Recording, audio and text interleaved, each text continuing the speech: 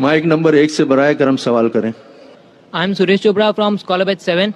My question is there any reference or proof of Judgment Day in religions other than Islam? भाई साहब ने पूछा कि judgement day का जिक्र है कुरान के अलावा बाकी किताबों में. बिल्कुल सही है.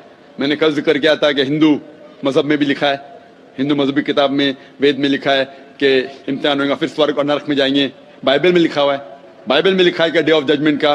कुरान में लिखा है, कुरान में लिखा है सूरह अल इमरान में सूरह नंबर 3 आयत नंबर 185 में, कुल्लु नफ्सिन जायकातुल मौत, every soul shall have a taste of death. हर नफ्स मौत को चखेगा, लेकिन फाइनल जजमेंट, फाइनल हिसाब किताब होगा आखिरत में.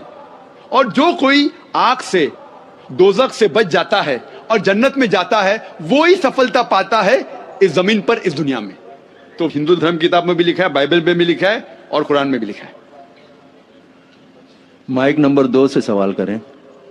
My name is Sagar Suryakant Wagmare.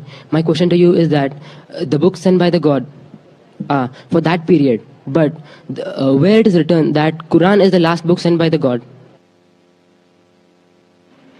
भाई साहब ने अच्छा सवाल पूछा है कि कुरान में कहां लिखा है कि Quran is the last book send by God. बहुत अच्छा सवाल है. बाकी किताबें सिर्फ अपने लोग के लिए भेजी गई थी. मैं बाइबल का जिक्र कर चुका हूं. Gospel of Matthew chapter number 15 verse number 24, gospel of Matthew chapter number 10 verse number 5 to 6. Quran में जिक्र आता है सूरह अहज़ाब में सूरह नंबर 33 आयत नंबर 40 में, मा काना मुहम्मदुन अबा अहदिम मिन रिजालिकुम वलाकिन रसूलुल्लाह व खातिमुन नबीय्यीन व काना अल्लाहु बिकुल्लि शैइन अलीमा.